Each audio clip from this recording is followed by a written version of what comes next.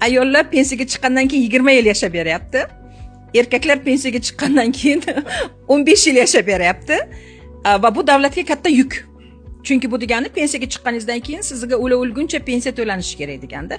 Agar Xudo ko'rsatmasin yoki Xudo ko'rsatsin 100 yoshgacha yashaydigan bo'lsangiz, davlat sizga 40 yil pensiya to'lashiga majbur va mahkum bo'lib qoladi.